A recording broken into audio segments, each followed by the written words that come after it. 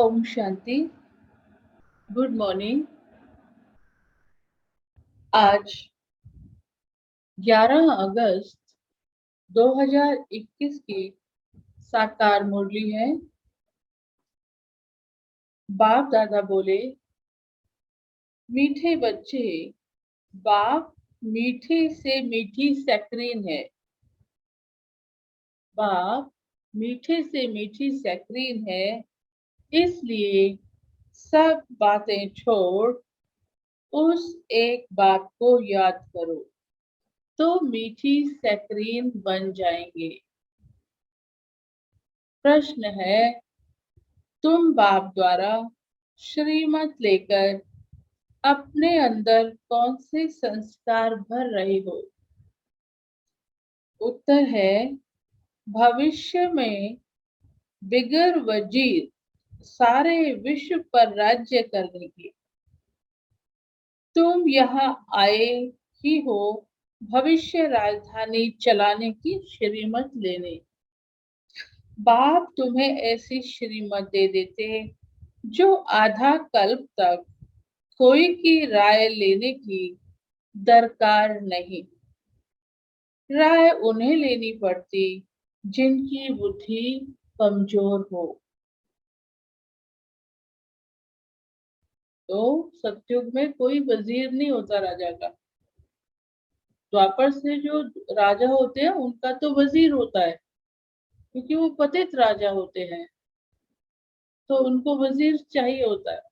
लेकिन सतयुग त्रेता में पवित्र आत्माएं हैं, दैवी कुल की आत्माएं हैं। उनमें जो राजा महाराजा हैं उनको कोई वजीर रखने की जरूरत ही नहीं पड़ती, क्योंकि वो खुद ही सक्षम होते हैं हर चीज को डिसीजन लेने में, नॉलेज में। वो खुद सक्षम है, उन्हें किसी वजीर की आवश्यकता नहीं होती। गीत है, तुम ही हो माता पिता तुम ही हो। ओम शांति। मीठे मीठे रूहानी बच्चों ने गीत सुना। यह किसने कहा कि मीठे मीठे रूहानी बच्चे? जरूर रूहानी बाप ही कह सकते हैं। मीठे मीठे रूहानी बच्चे अभी सम्मुख बैठे हैं और बहुत ही प्यार से बाप समझा रहे हैं। अभी तुम जानते हो, सिवाय रूहानी बाप के सर्व को सुख शांति देने वाला, वह सर्व को दुखों से लिबरेट करने वाला दुनिया भर में और कोई नहीं है। इसलिए दुख में बाप को याद करते हैं। तुम बच्चे सम्मुख बैठे हो, जानते हो बाबा हमको सुखधाम का लायक बना रहे हैं।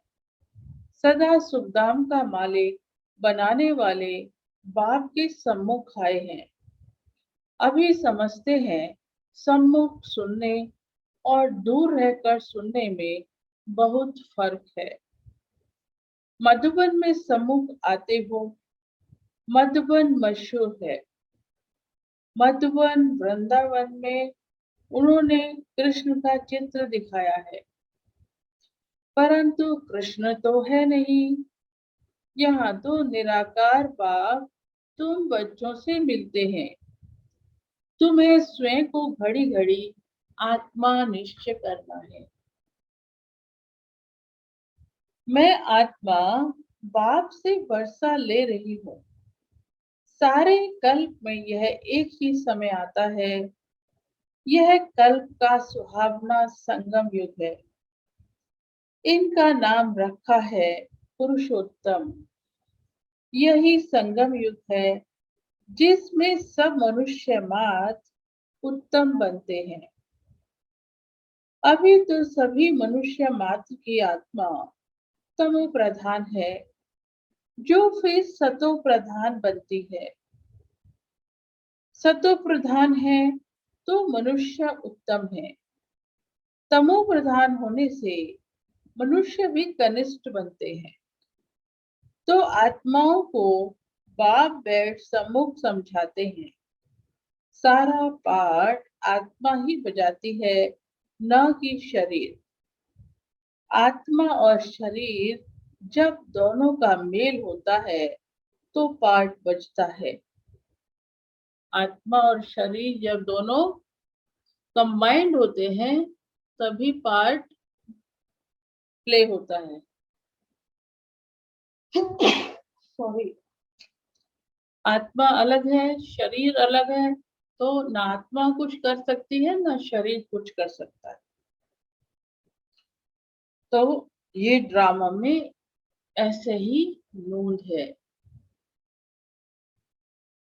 आत्मा और शरीर जब दोनों का मेल होता है तो पार्ट बचता है। तुम्हारी बुद्धि में आ गया है कि हम आत्मा असल में निराकारी दुनिया व शांति धाम में रहने वाली हैं। यह किसको भी पता नहीं है, न खुद समझते न समझा सकते हैं। तुम्हारी बुद्धि का ताला अब खुला है। तुम समझते हो बरोबर आत्माएं परम धाम में रहती हैं। वह है इनकॉर्पोरियल वर्ल्ड। यह है कॉर्पोरियल वर्ल्ड। यहाँ हम सब आत्माएं एक्टर्स पार्टधारी हैं। पहले पहले हम पार्ट बजाने आते हैं, फिर नंबरवार आते जाते हैं। सभी एक्टर्स इकट्ठे नहीं आ जाते। भिन्न भिन्न प्रकार के एक्टर्स आते जाते हैं। सब इकट्ठे तब होते हैं जब नाटक पूरा होता है। अभी तुमको पहचान मिली है। आत्मा असुल शांति धाम की रहवासी है। यहाँ आती है पार्ट बजाने। बाप सारा समय पार्ट बजाने नहीं आते। हम ही पार्ट बजाते बजाते तमो प्रधान बन जाते हैं। अभी तुम बच्चों को सम्मुख सुनने से बड़ा मजा आता है। इतना मजा मुरली पढ़ने से नहीं आता। यहाँ सम्मुख सुनते हो। यहाँ सम्मुख होना तो पहले सतयुगी आदि सनातन देवी देवता धर्म वाले ही आते हैं। तुम जानते हो कि भारत गॉड गॉडेस का स्थान था, अभी नहीं है। चित्र देखते हो तो थे जरूर। पहले पहले हम देवी देवता थे। अपने पाठ को तो याद करेंगे कि भूल जाएंगे। बाप कहते हैं तुमने यह पाठ बजाया है। यह ड्रामा है। नई दुनिया सो फिर पुरानी दुनिया होती है। पहले पहले ऊपर से जो आत्माएं आती हैं वह गोल्डन एज में आती हैं।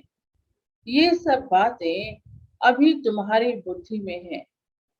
सतयुग आदि में तुम ही आए थे पाठ बजाने। तुम विश्व के मालिक महाराजा महारानी थे। तुम्हारी राजधानी थी। अभी तो राजधानी है नहीं। अब तुम सीख रहे हो हम राजाई कैसे चलाएंगे। वहां वजीर होते नहीं। राय देने की दरकार नहीं होती। ना तो राजा को किसी की राय चाहिए होती है और ना प्रजा भी बुद्धिमान होती है। सब समझदार होते हैं, इसलिए कोई वजीर की आवश्यकता होती ही नहीं है। अगर कोई से राय ले तो समझा जाएगा इनकी बुद्धि कमजोर है। अभी जो श्रीमत मिलती है वह सतयुग में भी कायम रहती है। अब तुम्हारी आत्मा फ्रेश हो रही है। अभी तुम बच्चों को देही अभिमानी बनना है। शांति धाम से आकर यहाँ तुम टॉकी बने हो। टॉकी होने बगैर कर्म हो न सके। यह बड़ी समझने की बातें हैं। जैसे बाप में सारा ज्ञान है वैसे तुम्हारी आत्मा भी अब तुम्हारी आत्मा में भी अब ज्ञान है। आत्मा कहती है हम एक शरीर छोड़ संस्कार अनुसार फिर दूसरा लेता हूँ। पुनर्जन्म भी जरूर होता है। आत्मा को जो भी पार्ट मिला है वह बजाती रहती है और संस्कारों अनुसार दूसरा जन्म लेती रहती है। आत्मा की दिन प्रतिदिन प्योरिटी की डिग्री कम होती जाती है। पतित अक्षर द्वापर के बाद काम में लाते हैं, फिर भी थोड़ा सा फर्क जरूर पड़ जाता है। तुम नया मकान बनाओ, 1 मास के बाद कुछ फर्क जरूर पड़ेगा। नया फिर पुराना भी होता है। एकदम नए मकान में जब प्रवेश करते हैं तो उसका मजा, आनंद कुछ और ही होता है। उसके 1 महीने बाद भी थोड़ा सा रहते रहते फर्क पड़ जाता है ना, वो बाबा बता रहे हैं। अभी तुम समझते हो, बाबा हमको वर्षा देते हैं, बाप कहते हैं हम आए हैं तुम बच्चों को वर्षा देने। जितना जो पुरुषार्थ करेंगे उतना पद पाएंगे। बाप के पास कोई फर्क नहीं है।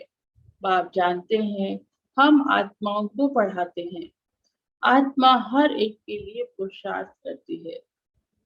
मेल फीमेल की दृष्टि यहाँ नहीं रहती। तुम सब बेहद के बाप से वर्षा ले रहे हो। सभी आत्माएं ब्रदर्स हैं।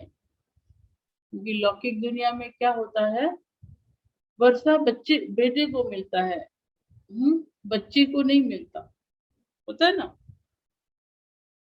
लेकिन यहाँ पे सबको वर्षा मिलता है, क्योंकि सभी आत्माएं हैं। वर्षा कौन ले रहा है? आत्माएं ले रही हैं। तो सभी आत्माएं ब्रदर्स हैं। तो हर भाई भाई को बाप से वर्षा मिलता है।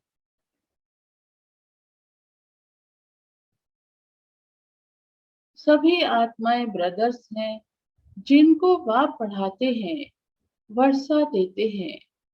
बाप ही रूहानी बच्चों से बात करते हैं कि हे लाडले बच्चे, हे लाडले मीठे सकीला दे बच्चों। आज बाप ने, आज देखो इस चीज को नोट किया करो। बाबा ने आज हमें क्या टाइटल दिया है? बाबा ने कहा लाडले। हाँ, अपने माँ बाप अपने किस बच्चे को लाड करते हैं? हम भगवान के लाडले बच्चे हैं। फिर मीठे बच्चे हैं। फिर बाबा ने कहा सकीला दे। सकीला दे मतलब जो बहुत वर्षों के बाद बाबा से आकर मिलते हैं। हम बाबा से सबसे पहले दूर हो जाते हैं। सत्युग में नीचे आ जाते हैं ना, तो हम सबसे पहले बाबा से बिछुड़ते हैं। संगम पर फिर हम बाबा से सबसे पहले आके मिलते हैं।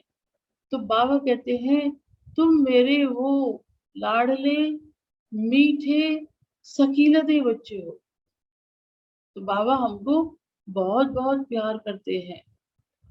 तो बार बार इस शब्द को याद करना है कि मैं भगवान का लाडला भी हूँ और मीठा भी हूँ और सखीलता भी हूँ। बाबा कह रहे हैं ना हम बच्चों के लिए, तो ऐसे करके खुश होना चाहिए।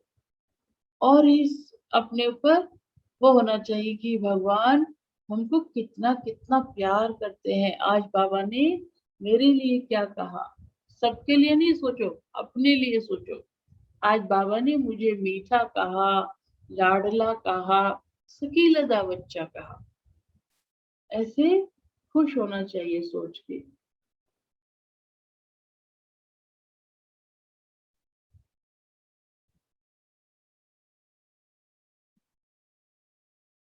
बात बच्चों से बात करते हैं कि हे लाडले मीठे सकीला दे बच्चों, तुम बहुत समय पाठ बजाते बजाते अब फिर आकर मिले हो अपना वर्षा लेने। यह भी ड्रामा में नूंद है। शुरू से लेकर पाठ नूंदा हुआ है। तुम एक्टर्स पाठ बजाते एक्ट करते रहते हो। आत्मा अविनाशी है। बाबा कहते आत्मा अविनाशी है। इसमें अविनाशी पार्ट भरा हुआ है। शरीर तो बदलता रहता है, बाकी आत्मा सिर्फ प्योर से इम्प्योर बनती है। सत्युग में है पावन। इसको कहा जाता है पतित दुनिया।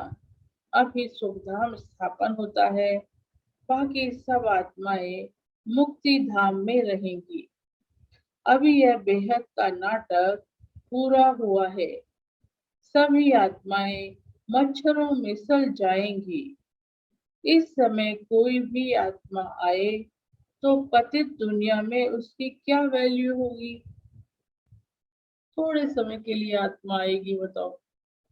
बाकी ऊपर ही बैठे हुए थे इतने वर्षों से, तो क्या वो तो सुख देखेगी, है ना? और क्या उसका पार्ट होगा? वास्तव में वैल्यू उनकी है जो पहले पहले नई दुनिया में आते हैं। नई दुनिया थी, वह फिर पुरानी बनी है। अब ये आत्माएं पुरानी दुनिया में आ रही हैं, पुरानी से भी पुरानी दुनिया में, और हम नई से नई दुनिया में पहले आते हैं। इसीलिए हम बाबा के लाडले भी हैं, सकीलते भी हैं और मीठे भी हैं। नई दुनिया थी, अब फिर पुरानी बनी है। नई दुनिया में देवताएं थे, वहां दुख का नाम नहीं था। यहाँ तो अथाह दुख है। बाप आकर दुख की पुरानी दुनिया से लिबरेट करते हैं। यह पुरानी दुनिया बदलनी जरूर है। जैसे दिन के बाद रात, रात के बाद दिन होता है। तुम समझते हो बरोबर, हम सत्युग के मालिक बनेंगे, तो क्यों ना आत्मा निश्चय कर बाप को याद करे। कुछ तो मेहनत करनी होगी। राजाई पाना कोई सहज थोड़े ही है। बाप को याद करना है। यह माया का वंडर है जो घड़ी घड़ी तुमको भुला देती है।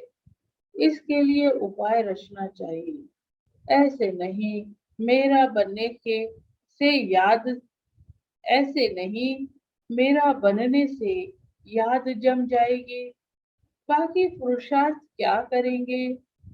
नहीं, जब तक जीना है पुरुषार्थ करना है। ज्ञान अमृत पीते रहना है। यह भी समझते हो, यह हमारा अंतिम जन्म है। इस शरीर का भान छोड़ देही अभिमानी बनना है। ग्रस्त व्यवहार में भी रहना है। पुरुषार्थ जरूर करना है। सिर्फ अपने को आत्मा समझ बाप को याद करो। त्वमेव माता च पिता, यह सब है भक्ति मार्ग की महिमा। तुमको सिर्फ एक अल्प को याद करना है। एक ही मैं सैकरीन हूँ। तुम भी और सब बातें छोड़ बहुत मीठी सैकरीन हो जाओ। अभी तुम्हारी आत्मा तमो प्रधान बनी है। उनको सतो प्रधान बनाने के लिए याद की यात्रा में रहो।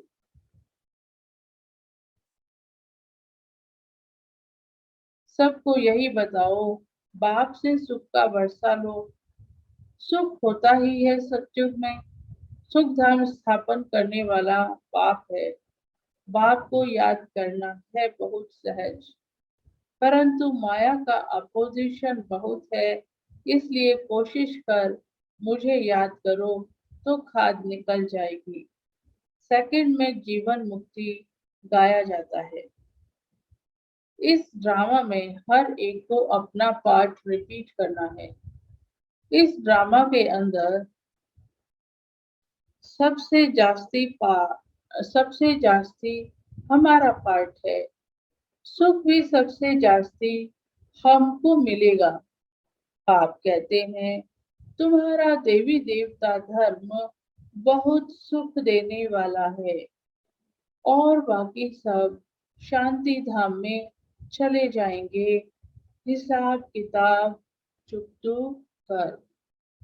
जो आत्माएं बाबा को से ज्ञान नहीं ले पाएंगी, वो आत्माएं मुक्ति में प्राप्त होंगी। तो वो सभी आत्माएं कहाँ चली जाएंगी? मुक्ति धाम में। बाबा कहते, जास्ती विस्तार में हम क्यों जाएं? बाप आते ही है सबको वापस ले जाने। मच्छरों सदृश सबको ले जाते हैं। शरीर खत्म हो जाएंगे, बाकी आत्मा जो अविनाशी है वह हिसाब किताब चुप कर चली जाएगी। ऐसे नहीं कि आत्मा आग में पड़ने से पवित्र होगी। आत्मा आत्मा को याद रूपी योग से ही पवित्र होना है। योग की अग्नि योग की अग्नि है यह। उन्होंने भी नाटक बैठ बनाए हैं। सीता आग से पार हुई। आग से कोई एक को थोड़े ही पार होना है। बाप समझाते हैं, तुम सब सीताएं इस समय पतित हो, रावण के राज्य में हो। अब एक बाप की याद से तुमको पावन बनना है। राम एक ही है। अग्नि अक्षर सुनने से समझते हैं आग से पार हुई। कहाँ योग अग्नि, कहाँ वह। आत्मा परमात्मा से योग रखने से पतित से पावन होगी। रात दिन का फर्क है। आत्माएं सब सीताएं हैं। रावण की जेल में शोक वाटिका में है। यहाँ का सुख तो काग विष्टा मिशल है। स्वर्ग के सुख तो अथाह है। तो बच्चों को ज्ञान रत्नों से झोली भरनी चाहिए। कोई भी प्रकार का संशय नहीं आना चाहिए। देह अभिमान आने से फिर अनेक प्रकार के संशय आदि उठते हैं। फिर बाप जो धंधा देते हैं वह करते नहीं है। मूल बात है हमको पतित से पावन बनना है। दूसरे कोई भी संकल्प दूसरे कोई भी संकल्प उठाने की दरकार नहीं है। यह है पतित दुनिया, वह है पावन दुनिया। मुख्य बात है ही पावन बनने की। पावन कौन बनाएंगे ये कुछ भी पता नहीं। बोलो, तुम पतित हो तो बिगड़ पड़ेंगे। अपने को भिखारी कोई भी समझते नहीं। कहते हैं गृहस्थी तो सब थे, राम सीता लक्ष्मी नारायण को भी तो बच्चे थे ना। वहां भी तो बच्चे पैदा होते हैं। यह भूल गए हैं कि उसको वॉइसलेस वर्ड कहा जाता है। वॉइसलेस वर्ड माने पवित्र दुनिया। वह है शिवालय।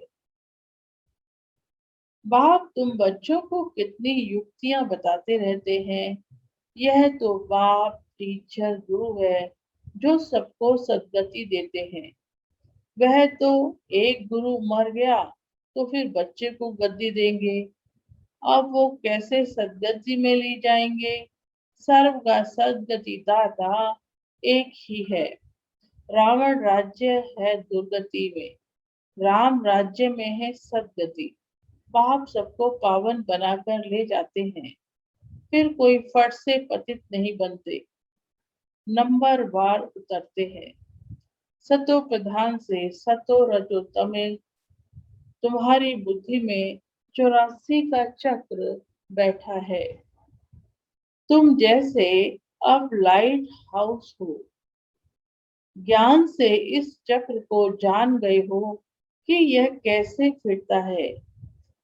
अभी तुम बच्चों को और सबको रास्ता बताना है। तुम सब सेना हो, तुम पायलट हो, रास्ता बताने वाले। सबको बोलो, अब शांति धाम सुख धाम को याद करो। कलयुग दुख धाम को भूल जाओ। हम तुमको बहुत अच्छा रास्ता बताते हैं। पतित पावन एक ही निराकार बाप है। उनको याद करने से तुम पावन बन जाएंगे। तुम्हारी आत्मा पर जो कट चढ़ी हुई है वह उतर जाएगी। भगवानुवाच मन मना भव। श्री भगवानुवाच विनाश काले विपरीत बुद्धि विनश्यन्ति। और विनाश काले परम पिता परमात्मा के साथ प्रीत बुद्धि विजयंती। तुम्हारी जितनी प्रीत होगी उतना ऊंच पद पाएंगे। देह अभिमान में आने से इतना ऊंच पद नहीं पा सकेंगे। अच्छा, मीठे मीठे सकीलदे बच्चों प्रति माता पिता बाप दादा का याद प्यार और गुड मॉर्निंग। रूहानी बाप की रूहानी बच्चों को नमस्ते। हम रूहानी बच्चों की रूहानी बाप दादा को याद प्यार, गुड मॉर्निंग और नमस्ते। धारणा के लिए मुख्य सार है। पहला पॉइंट है, ज्ञान रत्नों से अपनी झोली भरनी है। किसी भी प्रकार का संशय नहीं उठाना है। जितना हो सके बाप को याद करने का पुरुषार्थ कर पावन बनना है। बाकी प्रश्नों में नहीं जाना है। एक बाप से सच्ची प्रीत रख, बाप समान मीठी सैक्रीन बनना है। वरदान है, हर एक की राय को रिगाड़ दे, हर एक की राय को रिगाड़ दे। विश्व द्वारा रिगार्ड प्राप्त करने वाले बालक सो मालिक भव। चाहे कोई छोटा हो या बड़ा, आप हर एक की राय को रिगार्ड जरूर दो, क्योंकि कोई की भी राय को ठुकराना गोया अपने आप को ठुकराना है। इसलिए यदि किसी के व्यर्थ को कट भी करना है तो पहले उसे रिगार्ड दो, सम्मान दे, फिर शिक्षा दो। यह भी तरीका है। जब ऐसे रिगार्ड देने के संस्कार भर जाएंगे तो विश्व से आपको रिगार्ड मिलेगा। इसके लिए बालक सो मालिक, मालिक सो बालक बनो। बुद्धि बेहद में शुभ कल्याण की भावना से संपन्न हो। इसका विस्तार, जो एक्सप्लेनेशन होता है वरदान का, जो सभी ग्रुप में पोस्ट किया जाता है, उससे आप इसका विस्तार सुनेंगे। स्लोगन है, मस्तक पर सदा बाप की स्मृति का तिलक लगाना। मस्तक पर सदा बाप की स्मृति का तिलक लगाना, यही सुहाग की निशानी है। ओम शांति। तो बाबा ने कहा, किसी भी बात में